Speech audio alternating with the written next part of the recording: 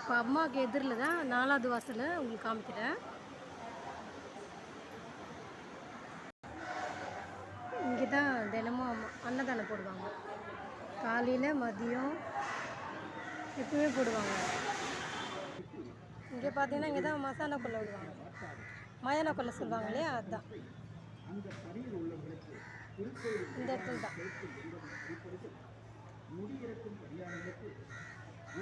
இதுக்கு பின்னாடி தான் அம்மா சுடகாட்டு காளியம்மா இருக்காங்க. இந்த ஷெட்டு மாதிரி போட்டிருக்காங்களே, இங்கே தான் வந்து எல்லோரும் நைட்டில் தங்குவாங்க. மொட்டை அடிச்சுட்டு காது குத்துறாங்களே, அவங்களாம் இங்கே தான் இருப்பாங்க. யார் வேணால் வந்து தங்கலாம்.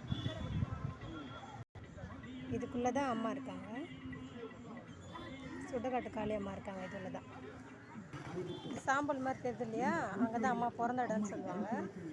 அங்கே தான் வந்து ஆடு எல்லாமே வெட்டி காவு கொடுப்பாங்க.